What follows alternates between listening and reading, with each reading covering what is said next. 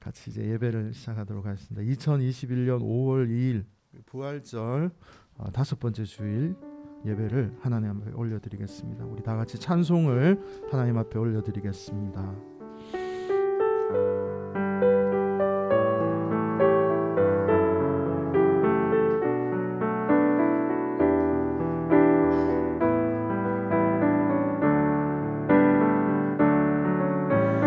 내 평생 사는 동안 주 찬양하리. 여호와 하나님 내 주를 찬양하리. 주님을 묵상함이 즐겁도다. 내 영혼 주 안에서 기쁘리. 내 영혼아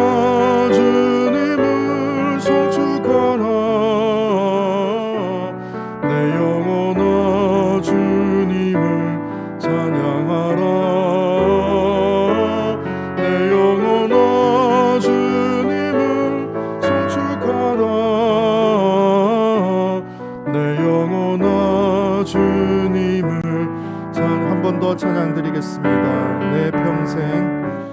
내 평생 사는 동안 주 찬양하리. 여호와 하나님 내 주를 찬양하리. 주님을 묵상함이 즐겁도다. 내 영혼 주 안 참 내 영혼아 주님을 송축하라. 내 영혼아 주님을 찬양하라. 내 영혼아 주님을 송축하라. 내 영혼아 주님을 찬양하라. 예수께서 어린이 하나를 곁으로 불러서 그들 가운데 세우시고 말씀하셨다. 내가 진정으로 너희에게 말한다. 너희가 돌이켜 어린 아이들과 같이 되지 않으면 절대로 하나님 나라에 들어가지 못할 것이다. 그러므로 누구든지 이 어린이와 같이 자기를 낮추는 사람이 하늘나라에서는 가장 큰 사람이다. 자비로우신 주님, 세월이 갈수록 우리 삶이 미로에 갇힌 것처럼 답답할 때가 있습니다. 그럴 땐 이 세상에 홀로 있는 것 같아 두려움을 느낍니다. 그러나 주님은 오늘도 우리에게 어린 아이처럼 나오라고 하십니다. 주님, 어린 마음에 눈을 열어주시고 주께서 가르쳐 보여주시는 것들을 함께 바라보는 이 예배가 되게 해 주십시오. 예수님의 이름으로 기도드립니다. 아멘. 찬송가 562장을 함께 찬양하겠습니다.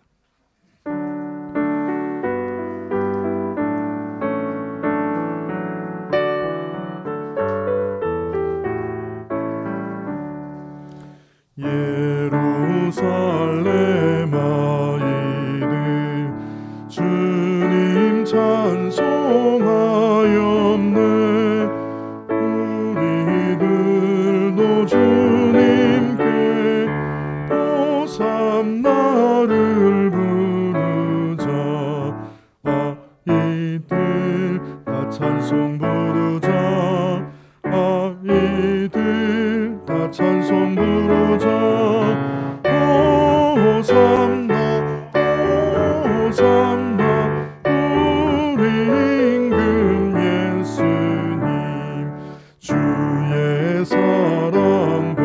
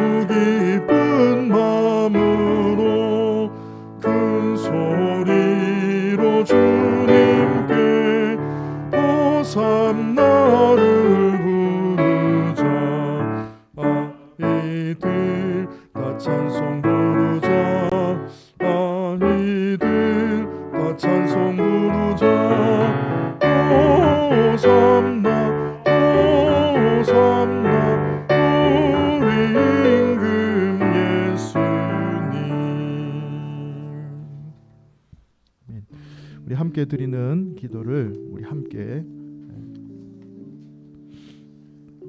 드리겠습니다.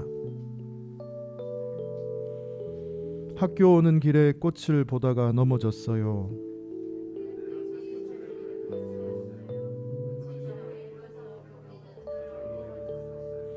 선생님께서 세상에 공짜는 없다고 하셨어요. 그러나 공짜는 정말 많아요.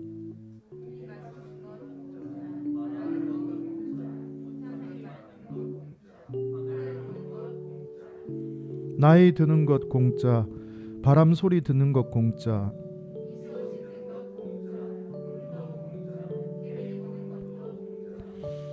주님, 우리로 하여금 어린이들과의 동행함이 우리의 복임을 깨닫게 하소서. 세상의 모든 어린이들을 위해 기도하오니 어린이들의 이기심으로 어린이들을 울리지 않게 하소서. 어른들의 욕심으로 어린이들이 위험에 처하지 않게 하소서. 어른들의 교만함으로 어린이들을 무시하지 않게 하소서. 이 세상 모든 어린이들의 생명은 주님께서 주신 귀한 선물임을 깨닫게 하소서. 함께 침묵으로 기도하겠습니다.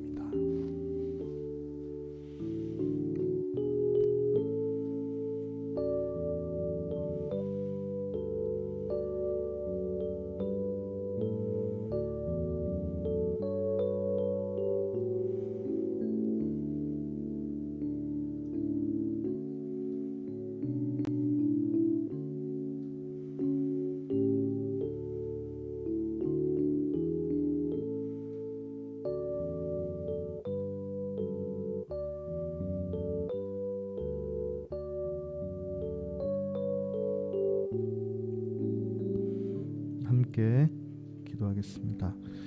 창조주 예수 그리스도 위로자를 기억하며 평화가 여러분 안에 그리고 여러분과 언제나 함께하기를 기도합니다. 아멘. 우리 코코로 김지연 교우님께서 감사의 기도 올려드리겠습니다.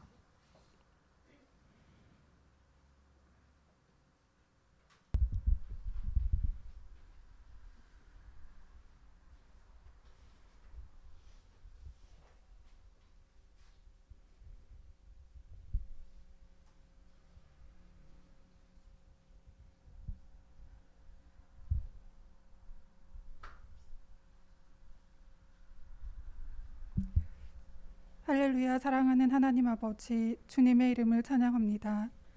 지난 일주일 동안도 하나님의 크신 팔로 모든 위험과 악으로부터 우리를 지켜주시고 오늘 다시 예배의 자리로 불러주셔서 감사합니다. 아멘. 또 새로이 5월을 시작하게 해주심도 감사드립니다. 하나님께서 만들어주신 자연 속에서 꽃향기와 바람의 냄새를 느끼고 푸른 하늘을 바라보며 아름다운 5월을 즐길 수 있는 여유로운 마음과 어려움을 겪는 이웃에게 손을 내밀 수 있는 넉넉한 마음을 우리에게 허락해 주시옵소서. 아멘. 특별히 오늘은 어린이 주일입니다. 아이들의 웃는 얼굴과 웃음소리에 우리는 큰 위로를 받고 항상 빚진 자로 살아갑니다.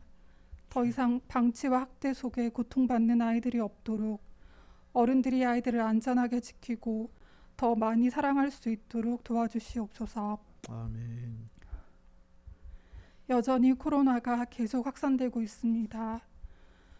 하나님, 특히 인도 땅에는 하루 확진자가 40만 명이 넘고 많은 사람이 생명을 잃는 비극이 발생하고 있습니다. 주여. 그 땅에서 열악한 의료 상황으로 제대로 치료를 받지 못해 세상을 떠난 선교사들도 있고 지금도 코로나에 힘들어하는 선교사도 있습니다. 하나님, 갑작스레 사랑하는 가족을 잃고 슬픔에 빠져 있는 자들을 위로하여 주시옵소서. 아멘. 인도 땅을 긍휼히 여겨주시고 그 땅의 생명을 지켜주시고 회복시켜주시기 원합니다. 아멘. 절망이 가득한 땅에 새로운 소망을 부어주시옵소서. 아멘.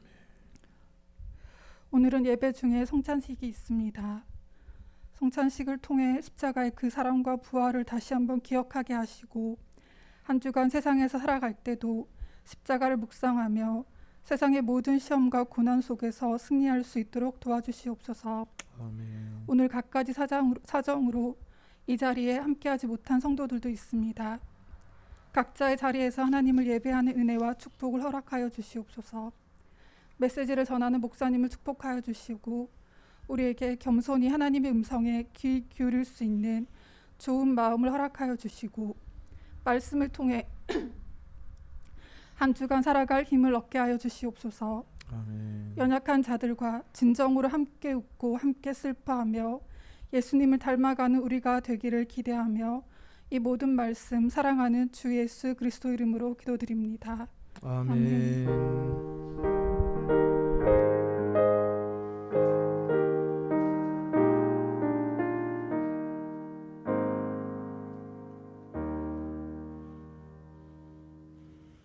네, 교동문 96번입니다. 어린이 주일 교동문입니다.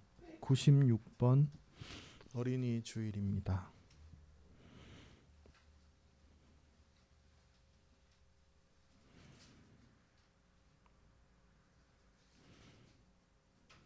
보라, 자식은 여호와의 기업이요 젊은 자의 자식은 장사의 수중의 화살 같으니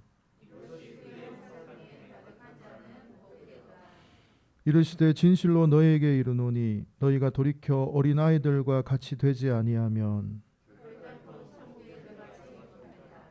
그러므로 누구든지 이 어린아이와 같이 자기를 낮추는 사람이 또 누구든지 내 이름으로 이런 어린아이 하나를 영접하면 또 아비들아 너희 자녀를 노엽게 하지 말고 오직 주의 교훈과 훈계로 양육하라. 그리하면 늙어도 그것을 떠나지 아니하리라. 아멘. 네, 오늘부터 5월을 맞이해서 우리 가정별로 돌아가면서 특송을 하는데 저희 가정이 먼저 매를 맞는 마음으로 하겠습니다. 네, 하나님께 드리겠습니다.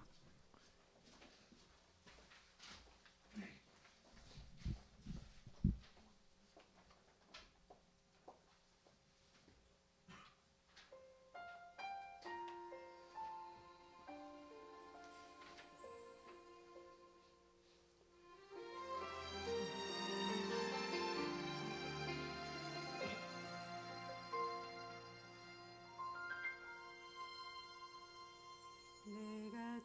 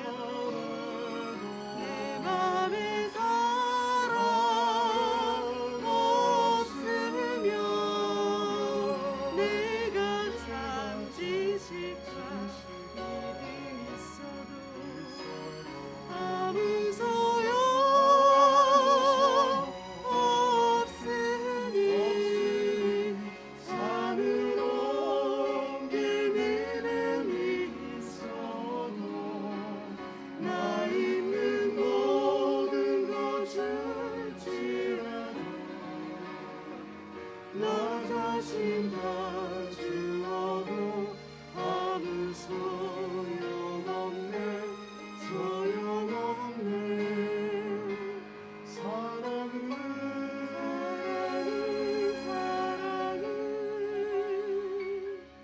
영원하네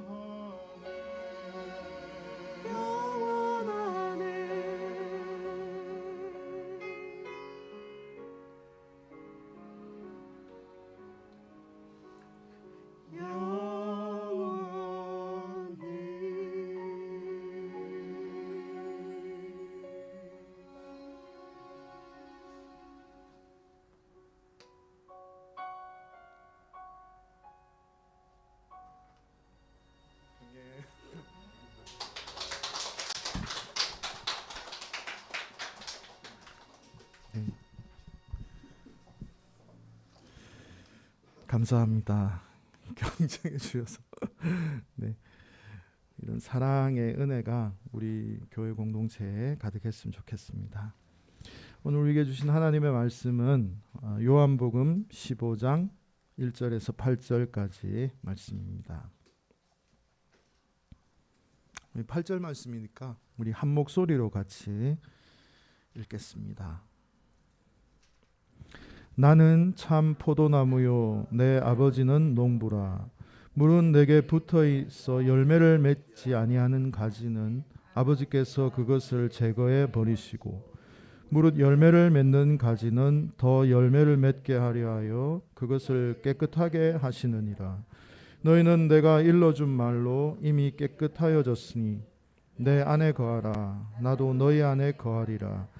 가지가 포도나무에 붙어 있지 아니하면 스스로 열매를 맺을 수 없음 같이 너희도 내 안에 있지 아니하면 그러하리라. 나는 포도나무요 너희는 가지라. 그가 내 안에 내가 그 안에 거하면 사람이 열매를 많이 맺나니 나를 떠나서는 너희가 아무것도 할 수 없음이라. 사람이 내 안에 거하지 아니하면 가지처럼 밖에 버려져 마르나니 사람들이 그것을 모아다가 불에 던져 사르느니라. 너희가 내 안에 거하고 내 말이 너희 안에 거하면 무엇이든지 원하는 대로 구하라. 그리하면 이루리라. 너희가 열매를 많이 맺으면 내 아버지께서 영광을 받으실 것이요 너희는 내 제자가 되리라. 아멘. 이는 하나님의 말씀입니다. 네, 예수 안에 머무름 사랑에서 사랑으로 라는 제목으로 말씀 나누겠습니다. 오늘 특별히 어린이 주일인데 우리 하연 예, 어린이가 와서 얼마나 좋은지 모르겠습니다. 하나님께 이게 참 어린이 주일인데 어린이가 있을까요? 했는데 우리 하연이가 와서 너무 반가운데 우리 박수로 우리 맞이했습니다. 너무 반갑고 정말 보배 같아요. 정말 이렇게 우리 공동체에 저렇게 한 명 있다는 게 너무 보배 같은 느낌이 듭니다. 너무 환영하고 하나님께서 우리 하영이 축복하시기를 원합니다. 네. 개인이라는 말 요즘 참 많이 씁니다. 개인주의자 선언이라고 하는 책도 있고 이 현대 시대의 하나의 특징적 단어가 되는 것 같아요. 개인, 개인주의라고 하는 이런 말. 근데 여러분 개인이나 개인주의라는 말이 그렇게 등장한 지가 그렇게 오래되지 않습니다. 인디비주얼이라고 하는 이 개인이라고 하는 이 말은 영어로 이제 더 이상 나누어질 수 없는 개체라고 하는 뜻이거든요. 인디비주얼이라고 하는 이 더 이상 나눌 수 없다라고 하는 단어에서 온 그 말입니다. 이 용어가 이 동양에 전해지게 된 것은 19세기 무렵인데요. 이 단어에 이 상응하는 단어가 없었어요. 인디비주얼이라고 하는 이 말을 해석할 수 있는 단어가 없어서 굉장히 당혹스러워했다고 합니다. 중국에서는 이걸 어떻게 번역했느냐면 그러니까 독일개인 이렇게 독일개인 아니면 일개인 이렇게 번역을 했다고요. 근데 이제 일본어로 이게 넘어오면서 일자와 독자가 빠지면서 개인이라고 하는 말로 이렇게 정착이 되고, 그 말이 우리나라에 들어오면서 이 개인이라고 하는 말로 번역이 되었습니다. 우리나라에 이제 개인이라고 하는 말이 처음 등장한 것은 1902년 황성신문에서 처음으로 그 말이 사용이 되었습니다. 칸트가 말했던 이 개인이라고 하는 굉장히 긍정적인 면 있잖아요. 도덕적이고 자율적인 존재로서의 이 긍정적인 개인, 이 개인으로서의 개념은 우리나라에서는 1920년대부터 사용되기 시작했습니다. 개인에 대해서, 또 개인주의에 대해서 굉장히 이제 긍정적인 면들이 드러나기 시작했죠. 그런데 그럼에도 불구하고 그렇게 긍정적으로 개인주의라고 하는 것을 해석하고 말하려고 했지만 여전히 개인주의는 의심을 받고 있습니다. 늘 다른 이와 무관하게 자기의 것을 추구하는 것이 우선시 될 때 항상 그런 태도들은 의심을 받아왔죠. 그래서 서양에서도 학자들은 개인주의에 대해서 무조건 좋은 것으로 보지는 않는 것 같습니다.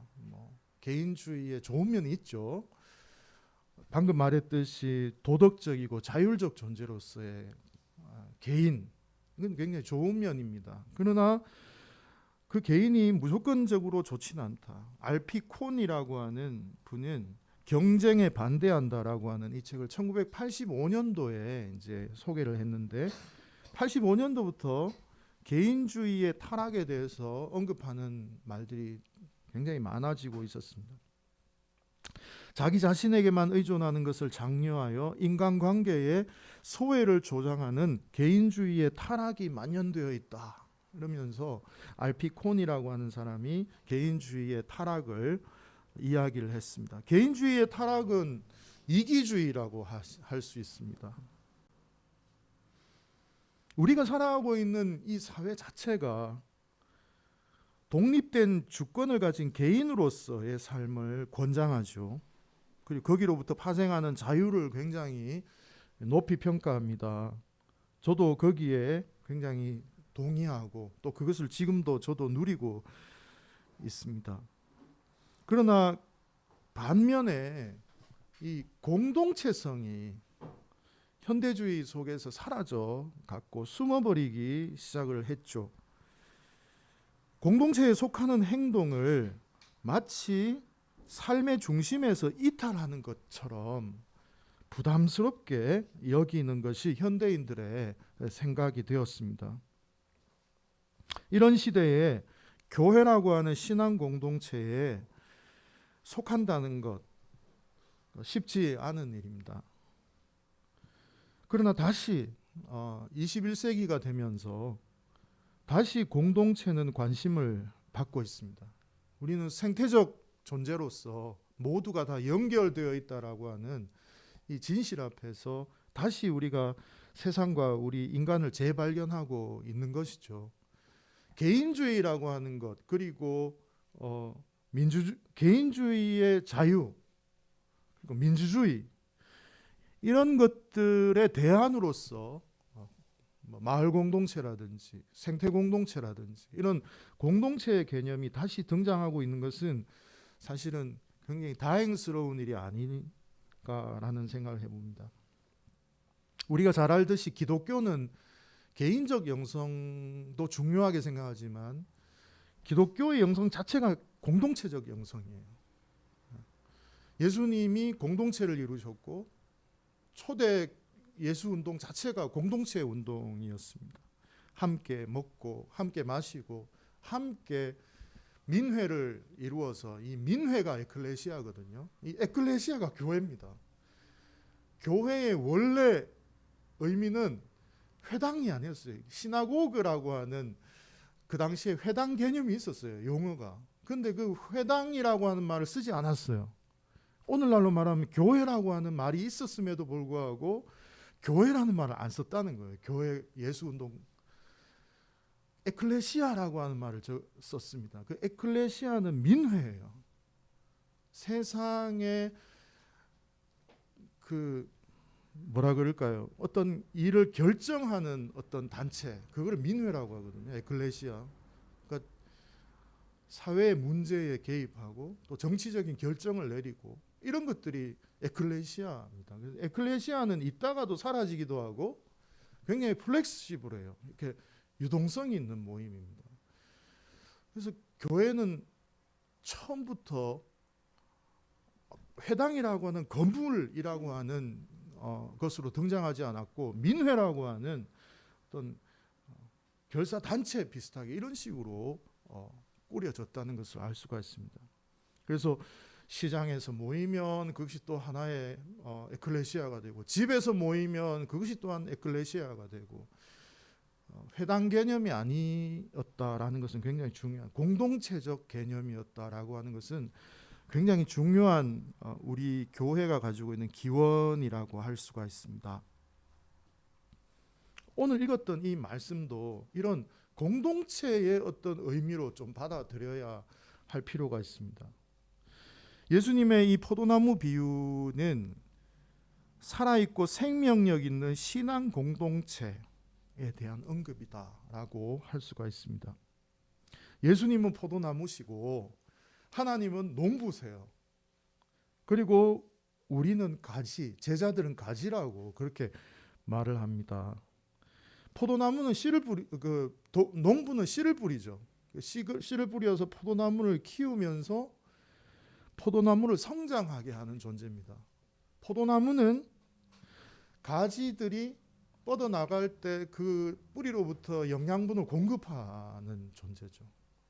그리고 그 본줄기로부터 포도나무로부터 가지로 이제 연결된 그 가지들이 영양분을 잘 받아서 열매를 맺게 됩니다. 모두가 다 하나의 공동체적 개념이죠. 하나의 시스템, 하나의 생명 공동체로 예수님은 모두를 그렇게 연결된 존재로 표현을 하고 있습니다. 가지에 맺혀지는 열매는 결국 농부가 가지고 가죠. 농부가 거둡니다. 그래서 그 열매를 다시 사람들에게 이제 나누어 주어서 그들을 이롭게 하는 것이죠. 궁극적으로 열매는 농부를 위해서 또 세상을 위해서 맺어진다는 것을 오늘 알 수가 있습니다. 열매가 맺혀지지 않는 가지는 잘라내어야 합니다. 열매 맺는 가지가 있죠. 여러분 그 가지치기 하잖아요. 전지라고. 모든 과일나무는 그 전지를 합니다. 특히 포도나무는 굉장히 중요하다고 하더라고요. 우리가 상식적으로 알듯이 열매가 어디에 가장 실한 열매가 맺히겠습니까? 이 본줄기에서 그래도 가장 가까운 곳에 있는 나무가 영양을 빨리 받아서 그것을 키워낼 수가 있겠죠. 그래서 이렇게 가지가 너무 많이 뻗어져 나가면 그것을 이렇게 쳐줘야 영양이 분산되지 않고 또 본줄기에서 바로 영양이 갈 수 있는 시스템으로 이렇게 가지치기를 하고 깨끗하게 가지를 합니다. 손질을 합니다. 그래서 열매 맺지 못하는 가지들이 있어요. 열매를 맺는다 해도 그렇게 실한 열매를 맺지 못하는 가지들이 있습니다. 그것은 잘라내는 것입니다. 본줄기에서 가장 가까운 곳에 잘 붙어 있는 가지, 그것이 좋은 가지죠. 본줄기에서 멀어질수록 가지는 약해질 수밖에 없습니다. 그런 나무 가지들은 농부가 잘라냅니다.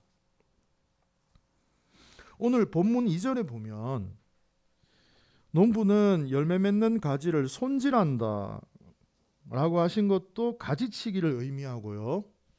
손질한다 라고 하는 이것도 가지치고 3절에 보면 너희는 예수께서 하신 말로 인해 깨끗하게 되었다라고 하는 이 깨끗하게 되었다라고 하는 이 말도 손질하는 것과 똑같은 단어예요. 똑같은 의미를 가지고 있습니다. 둘 다 가지를 치고 손질하는 것을 의미하는 것입니다. 하나님의 말씀으로 예수의 말씀으로 우리를 손질을 잘 하셔서 잘라낼 것 잘라내서 열매를 잘 맺도록 하신다. 그렇게 말하는 것입니다. 이 오늘 예수님의 비유에 나오는 이 포도원의 시스템, 이것은 사랑에 의해서 돌아간다는 것을 알 수 있습니다. 자기 희생적 사랑에 의해서 이 포도원 시스템이 돌아가고 있어요. 농부는 씨를 뿌리고 포도나무가 자라도록 하죠. 몇 년 동안 가지를 잘 쳐줘야 됩니다.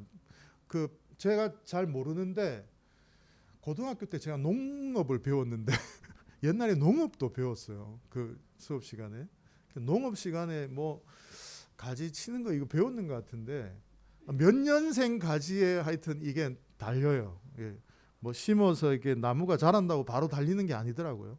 뭐 3년생 가지나 뭐 4, 5년생 가지에 달립니다. 그 전에는 가지를 잘 줘야지 나무가 이렇게 모양을 잘 잡으면서 포도가 잘 맺힐 수 있도록 하는 거죠. 그 일을 농부가 한다는 것이죠.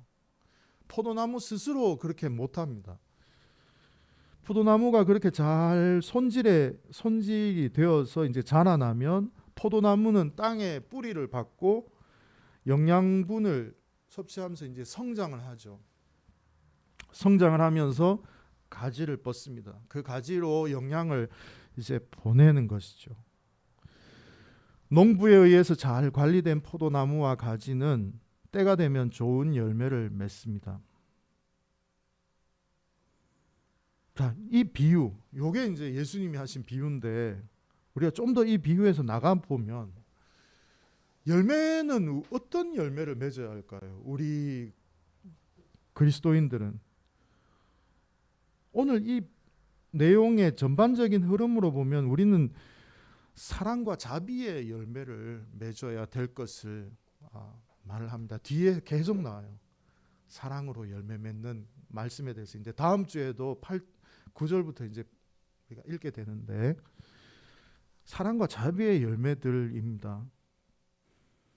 우리가 가지잖아요. 우리가 세상으로 뻗어가서 맺어야 될 열매는 교회 안과 교회 밖 공적 영역 모두에서 사랑의 정신을 실현하는 일들을 우리는 해야 합니다. 그것이 열매를 맺는 일입니다.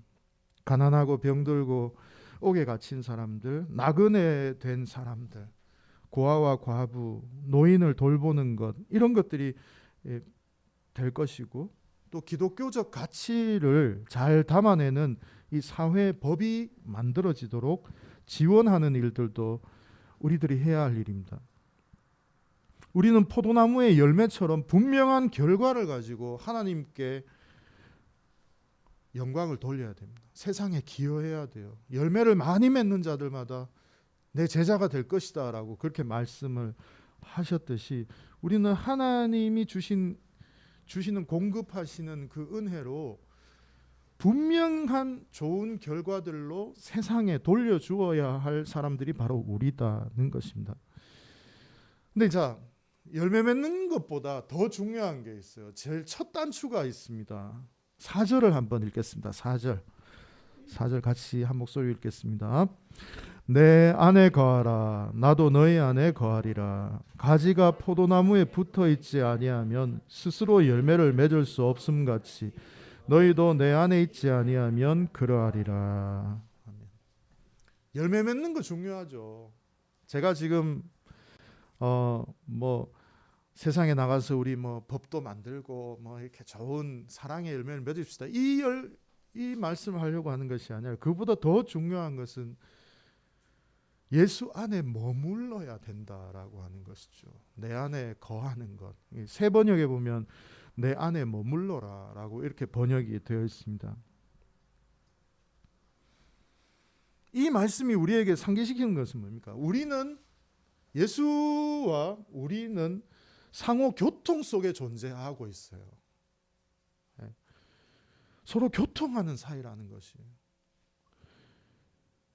우리는 어떤 결과를 도출하기 전에, 행동을 개시하기 전에 내가 어디에 머무르고 있는가라고 하는 것을 한번 깊이 생각해야 한다는 것입니다.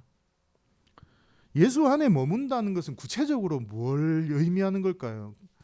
예수님은 또 설명을 해줘요. 내 말에 거한다는 것이다. 그렇게 설명을 하고 있습니다. 7절과 8절을 같이 읽어보겠습니다. 7절 8절. 자, 시작.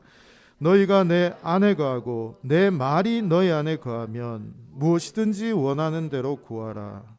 그리하면 이루리라. 너희가 열매를 많이 맺으면 내 아버지께서 영광을 받으실 것이요 너희는 내 제자가 되리라. 아멘. 예수 안에 머문다는 것, 예수의 말에 머문다라고 그렇게 예수님이 설명을 해 주시고 있습니다. 예수 안에 머물면서 예수님의 말 속에 또 머물면서 소통하면서 우리의 사랑의 삶이 시작된다. 사랑받는 존재가 라는 것을 깨닫게 된다는 것을 말씀을 하고 있습니다. 9절을 한번 읽어보겠습니다. 9절 시작. 아버지께서 나를 사랑하신 것 같이 나도 너희를 사랑하였으니 나의 사랑 안에 거하라. 포도원의 농부가 포도나무를 가꾸기 위해서 얼마나 많이 정성을 쏟고 또 열매를 맺게 하기 위해서 얼마나 사랑을 줄까요? 아버지께서 나를 사랑하신 것 같이 나도 너희를 사랑하였으니 너희도 사랑 안에 거해라. 거기에서부터 아까 제가 말씀드린 사랑과 자비의 열매가 맺혀지게 된다는 것이죠. 내가 사랑의 열매를 맺어야지 결심한다고 되는 것이 아니고, 하나님께서 예수를 사랑하셨듯이 예수께서 제자들을 사랑하셨듯이 지금 나를 사랑하듯이 예수와의 교통과 그 사랑 안에 거함으로 나는 사랑하는 존재로 변화된다라고 하는 것입니다. 그 속에서 사랑의 열매가 자연스럽게 맺히는 것이죠. 오늘 본문에서 사랑 안에 거하라, 예수의 말씀 안에 거하라, 예수 안에 거하라 라고 하는 이 사랑의 명령은 교회가 결코 자기중심적이거나 자족적인 형태로 존재해서는 안 된다는 예수님의 가르침이기도 합니다. 예수님께서 가르치신 가장 큰 계명은 뭡니까? 하나님을 사랑하고 이웃 사람을 사랑해라 라고 하는 말씀이었습니다. 이 두 가지가 따로 떨어지는 것이 아니라 하나님을 사랑하고 이웃을 사랑하라 라고 하는 이 말씀이 포도나무에 비유해서 알게 되듯이 그것이 따로 분리되어 있는 것이 아니다라고 하는 것을 알 수가 있습니다. 하나님의 사랑 안에 머문다는 것은 이웃과의 사랑 속에 머문다라고 하는 실천과 연결되어 있는 것입니다. 사랑의 실천을 통해서 열매를 맺으라는 명령은 포도나무의 가지를 상상하시면 될 것입니다. 하나님의 말씀 안에서 머물지 못하고 반응하지 못하는 가지는 밖에 버리워 말라질 것이고 불에 탄다라고 합니다. 이걸 가지고 또 어떤 사람은 지옥불에 불탄다 이렇게 말하는데 그게 아니고 이건 그냥 자연의 법칙이에요. 그냥 상식적으로 생각하면 돼요. 이렇게 가지를 못 맺는 가지가 분명히 존재해요. 농사를 짓다 보면 그건 잘라서 이제 말라서 불태워 버리는 것이죠.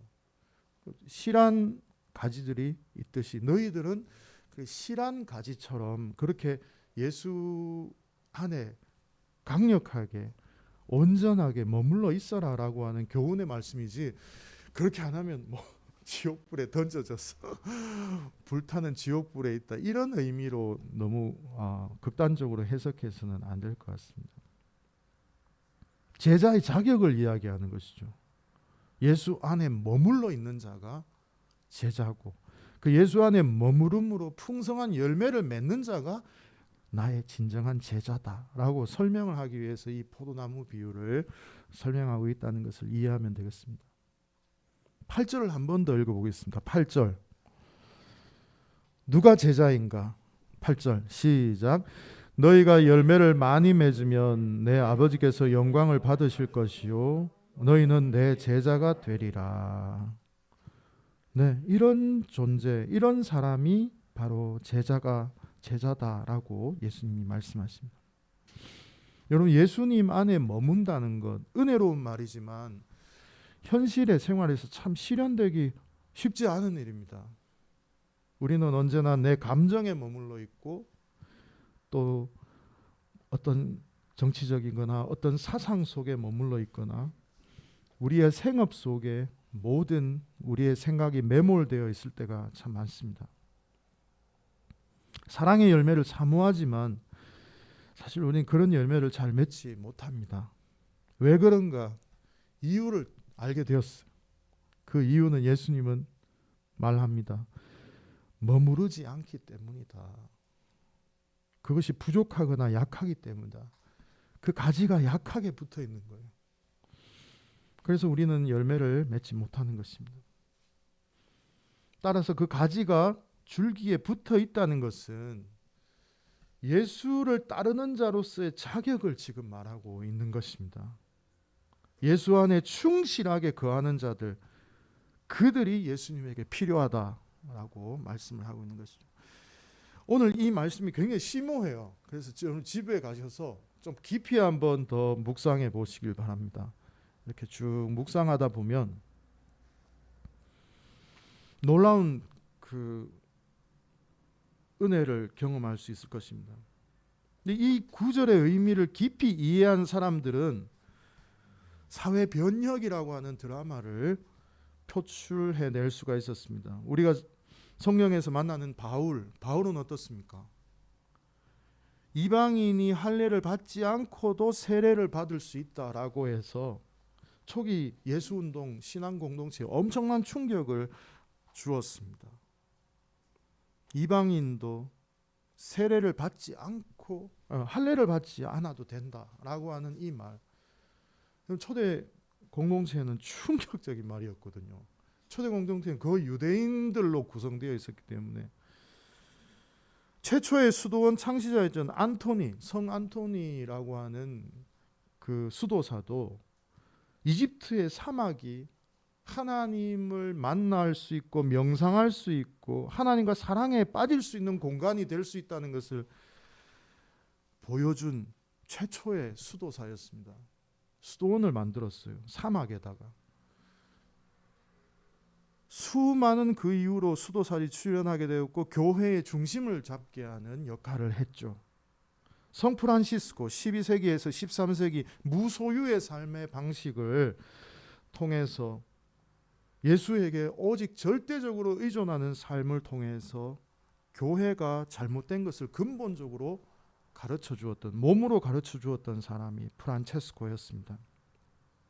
16세기 우리가 잘 아는 마르틴 루터와 종교개혁자들은 그리스도인의 양심이라고 하는 이걸 가지고 부패한 교회의 권력으로부터 자유롭게 했던 사람들이었습니다. 기독교인의 양심으로 행동함으로 교회의 권위로부터 자유로워질 수 있었던 계기가 될 수 있었습니다. 제세례파 개혁자들, 종교개혁자들로부터도 핍박받은 사람들이에요. 제세례파들, 개혁자들은. 그들은 지금 새롭게 평가받고 있습니다. 국가가 제공하는 무력이나 폭력에 저항함으로, 비폭력으로 저항함으로 교회가 국가의 폭력에 의존하는 것을 강력하게 비판했던 사람들이 제세례파 개혁자들이었습니다. 북미와 영국의 그리스도인들은 오래전부터, 미국에서 노예 폐지령이 공포되기 이전부터, 아주 오래전부터 노예제도는 기독교와 모순된다는 것을 강력하게 주장했던 사람들이었습니다. 21세기 오늘날은 어떻습니까? 예수님 안에 거함으로 하나님의 말씀을 듣는 자들은 오늘날 차별과 온갖 혐오에 저항하면서 소수자들의 권익을 위해서 헌신함으로 오늘날도 사회에 도전하고 있습니다. 예수님의 복음의 내용이자 목적은 사랑이에요. 그죠? 하나님 나라를 선포하셨는데 그 하나님 나라는 사랑과 자비의 나라입니다. 근데 그 사랑과 자비의 정신이 어떻게 표출되느냐? 마태복음 25장에서 예수님은 분명히 말합니다. 가장 작은 자에게 하는 것이 하나님께 한 것이다 라고 하는 이 정신으로 살아갈 것을 우리에게 권면하고 있습니다. 사랑의 열매는 사랑으로 지금도 소수의 그리스도인들을 통해서 그리스도 안에서 맺혀지고 있다라는 것을 잊지 마시길 바랍니다. 기도하겠습니다. 농부의 사랑 속에 포도나무가 존재하듯이 우리 가지는 포도나무의 사랑 속에 존재하듯이 우리가 살아가는 세상은 우리가 맺는 사랑의 열매 속에 존재하고 있습니다. 우리가 더 풍성한 사랑의 열매를 맺게 해주십시오. 예수 안에 더욱 깊이 침잠하게 머물러 예수의 사랑이 우리 안에 충만하게 해 주십시오. 이런 살아있는 공동체가 세상 속에 누룩처럼 번져가게 해 주십시오. 예수님의 이름으로 기도드립니다. 아멘. 네, 오늘은 성찬식이 있는 날입니다. 우리 주보를 참조하셔서 함께 교독하면서 성찬식을 진행하도록 하겠습니다. 주님의 평화가 여러분과 함께. 우리 하나님께서 여기 계시니 성찬회의 초대를 합니다. 예수께서는 가난한 사람들과 배고픈 사람들을 돌보시며 아픈 사람들과 쫓겨난 사람들과 함께 부활의 신비이자 완전한 사랑으로 오시는 예수 그리스도는 모든 차별과 혐오를 가로질러 우리 가운데 오셨습니다.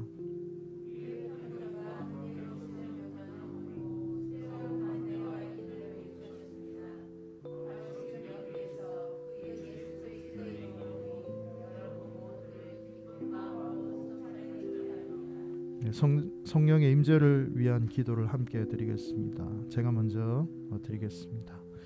우리에게 작고 낮고 외롭고 연약한 이들의 모습으로 오신 예수여,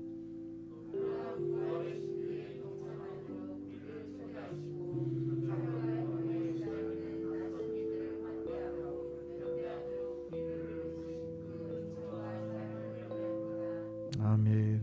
이 성찬에 참여할 때 우리는 그리스도 예수 안에서 한 몸과 한 뜻이 됨을 믿습니다.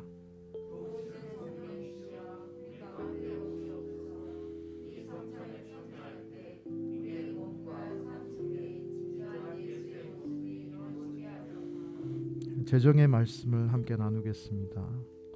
십자가에서 죽기 전날 밤 예수 그리스도께서는 떡을 손에 드시고 감사를 드리신 다음 떼어 벗들에게 주시며 말씀하셨습니다.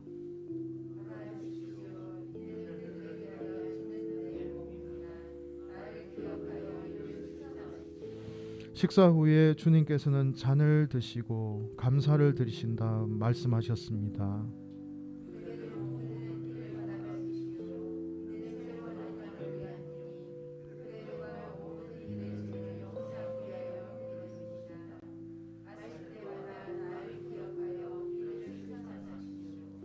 아멘. 제가 분병 분잔을 할 때 자리에 앉아 계셔서 받으시면 되고요. 제가 떡과 잔을 나눌 때 그 떡의 의미, 그 피의 의미를 함께 우리가 재정의 말씀을 통해서 나누었으니 한 번 더 묵상하심으로 그 떡과 그 잔이 우리 속에서 살아 역사할 수 있도록 기도하는 마음으로 받으시면 감사하겠습니다.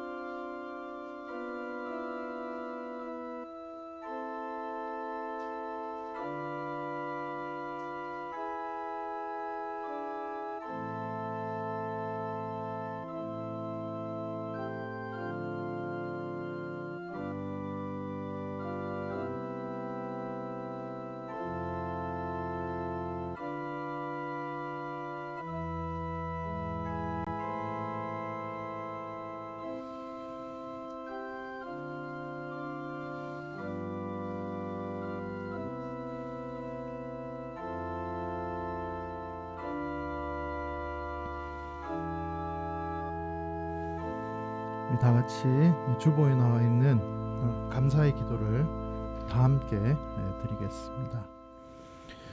우리의 길벗 되시는 주님, 한 떡과 잔을 나눈 당신의 사람, 하나님의 영이 머무는 거룩한 이들을 기억해 주소서. 우리를 하나님의 영이 머무는 거룩한 이들과 연대하게 하시고 우리를 세상으로 보내시어 다른 이들도 하나님의 사람임을 알리게 하소서.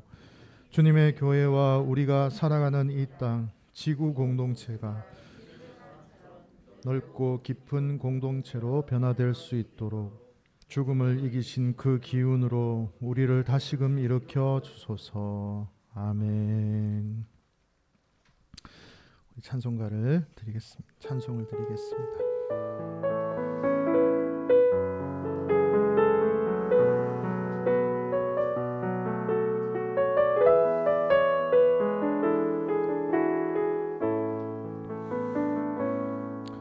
나의 안에 거하라. 나는 내 하나님이니 모든 환난 가운데 너를 지키는 자라. 두려워하지 말라.